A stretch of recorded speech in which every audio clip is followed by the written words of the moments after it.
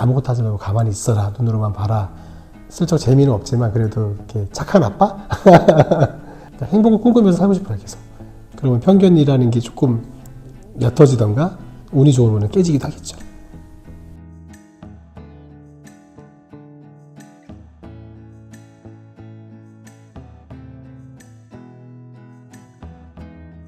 네, 안녕하세요. 저는 한 20년은 넘은 수화통역사고요. 장진석이라고 합니다. 반갑습니다.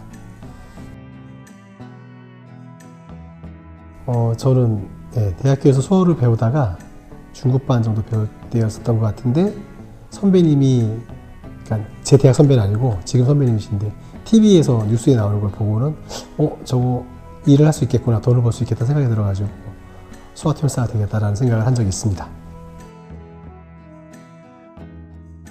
제 통역을 하던 중이었었는데, 통역사로서 일을 하던 중이었었는데 제가 통역하는 게 농인분들한테 잘 전달이 안 된다고 느꼈었거든요.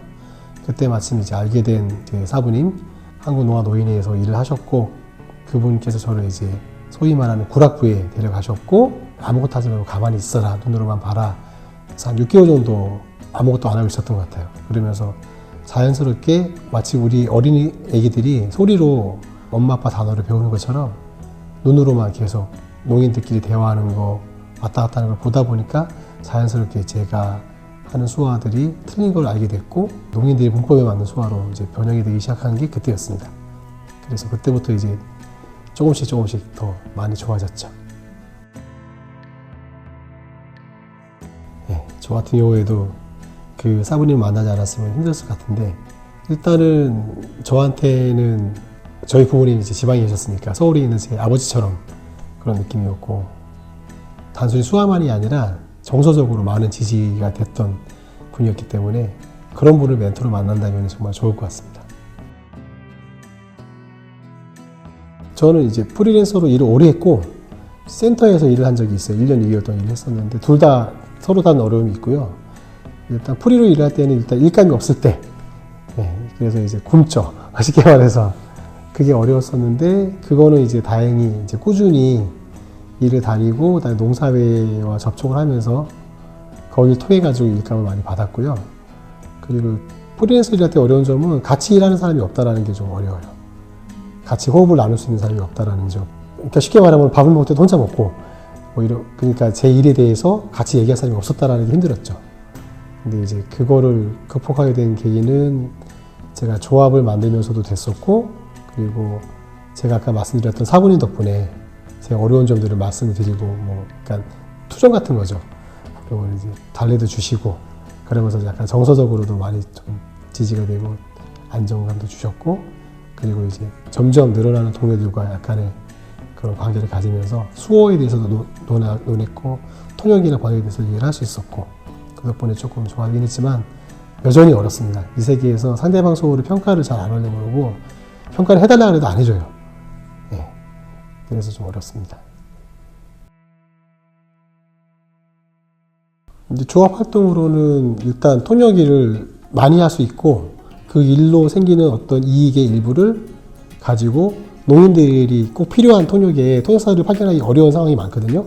저희가 파견할 수 있도록 하는 그런 게 이제 협동조합을 통해서 하고 싶은 일이고요. 말씀하신 공연 관련된 부분들은 저희 협동조합 내부에 공연 전문 통역 모임이 있어요. 수어 공감이라고.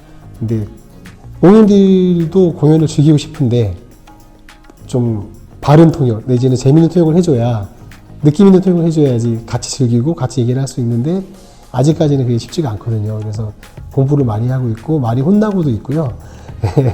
그래서 열심히 꾸준히 해가지고 농인들, 쉽게 말해서 농인 가족을 보면은 아빠가 농인이고 엄마가 농인인데 애들이 농인 아닌 경우에 같이 수어 통역 있는 뮤지컬을 보고 그 다음에 저녁 먹으러 가서 오늘 어땠어 저땠어를 즐길 수 있는 그런 환경을 만들어주고 싶은 게 그 공연 통역 모임의 목적입니다. 그러니까 대표적으로 이제 수지 한국어라 그러죠. 수지 한국어라 뭐냐면 한국어에다가 문장 배열에다가 수어 단어만 끼워 넣은 거예요. 그러니까 영어 단어만 한국어 문장 배열에 끼워 넣는 거랑 똑같다고 보시면 돼요. 그렇게 되면은 당연히 이해를 못 할 거잖아요. 근데 그때는 몰랐으니까 막 공연하면서 정말 멋있어, 너무 잘했어, 막 이런 소위 말하는 그 스스로 만족감에 도취했었는데, 그게 이제 아니라는 거 통역사가 되고 활동하면서 알게 됐고, 특히 사모님회에서 수화를 배우면서 다시 배우면서 그런 것 때문에 제가 좀 잘못된 걸 알게 됐고, 그렇게 안 하려고 이제 노력을 하게 됐었고요. 그리고 이제 제가 사실은 노래 통역을 방송에서 오래 했었어요. 그러니까 노래자랑 있어가지고 했었는데, 그때 어떻게 하면은 그렇게 안 할 수 있을까라는 걸 고민을 많이 하긴 했었어요. 그래서 이제 그냥 노래 가사 전체를 미리 받아서 그거를 미리 번역을 해서 그냥 이야기하듯이 하려고 노력을 많이 했었습니다. 근데 아직도 어려워요. 노래 통역은 쉽지 않습니다. 네, 그거 되게 중요한 문제입니다. 한국어와 수어는 완전히 다른 언어인데 자막으로 나가는 건 한국어예요. 수어는 수어예요. 다른 언어예요. 그렇기 때문에 농인들이 봤을 때 한국어로 자막이 쭉 나가면은 그냥 외국어를 보는 거랑 똑같다고 보시면 됩니다. 그래서 정보격차 해소를 위해서는 특히나 이제 공중파라든가 아니면은 정부 관련 브리핑은 꼭 수어가 들어가야 되고 자막도 난청인을 위해서 들어야 됩니다. 그렇죠. 입장이 다르니까 아마 생각을 못 할 수 있을 것 같은데 입장을 바꿔서 생각을 해보는 게 제일 중요할 것 같고요. 그래야 그 사람이 겪고 있는 어떤 어려움, 왜 그랬는지 이해가 조금이라도 되니까. 그래서 입장을 바꿔보는 그런 것도 필요하고, 그 다음에 약간 시야를 넓혀서 보시면 세상에는 다양한 사람들이 있기 때문에 서로가 서로를 좀 이해하려는 그런 노력들이 좀 필요하다고 생각합니다. 그러면 편견이라는 게 조금 옅어지던가 운이 좋으면 깨지기도 하겠죠.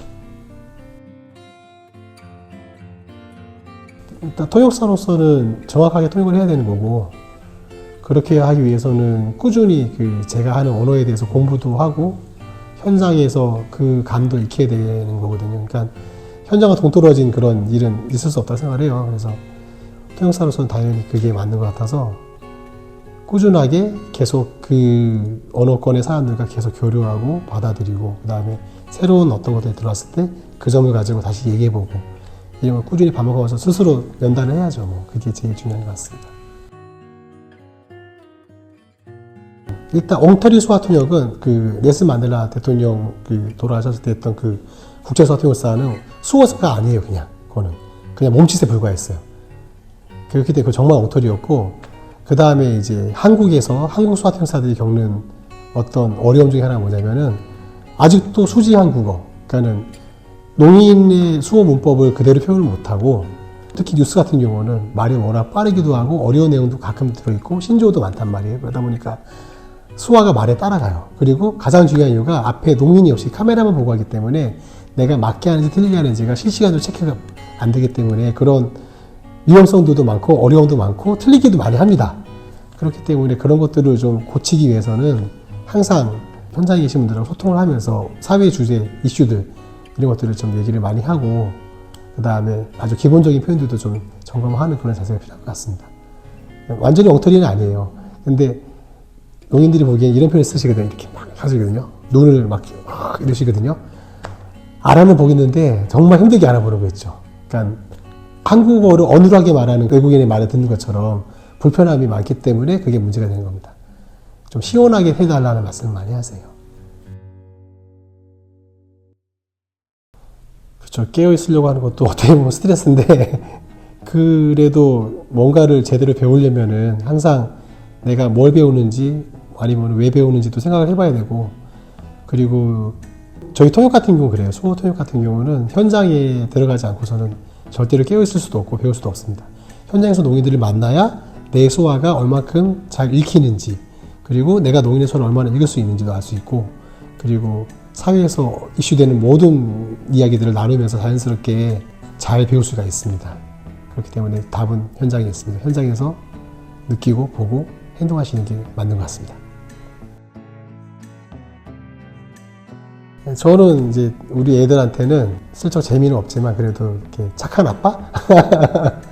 그리고 이제 말하면 다 들어주려고 하는 아빠가 되고 싶고, 다른 사람들한테는 그래도 열심히 살다 갔구나라는 얘기는 좀 듣고 싶어요. 특히 수화통역 잘은 못했는데 그래도 수고는 했다, 열심히 했다, 얘기 듣고 싶으네요.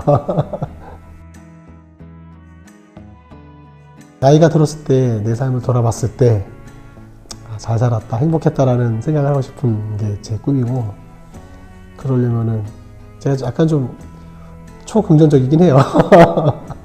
그래서 좀 긍정적인 시선을 보려고도 하고 행복하게 사는 그런 모습으로 그러니까 행복을 꿈꾸면서 살고 싶어요. 계속 그런 시선으로 보다 보면은 좀 행복해지지 않을까요? 희한하게도 세월의 시계는 나이가 먹을수록 빨리 가는 것 같습니다. 그래서 지금 현실을 최대한 많이 즐겨주셨으면 좋겠고 항상 잊지 말아야 될 게 자기가 하고 싶은 일 있으면은 놓지 마시고 제가 그랬거든요. 제가 다들 말리는 일을 시작했던 거고 안 될 거라 생각했는데 저희 소아 동아리에서도 제가 소아를 제일 못했어요. 사실은 처음에 그랬는데 통역사로 일하는 사람 저밖에 없습니다. 꾸준히 뭔가 한 길을 하다 보면은 내지는 도전하시면은 자기가 원하는 뭔가는 할 수 있을 것 같습니다. 화이팅입니다. 네, 지금까지 저는 수호 통역사이자 새아이 아빠 그리고 중전마마를 모시고 사는 장진석이었습니다. 감사합니다.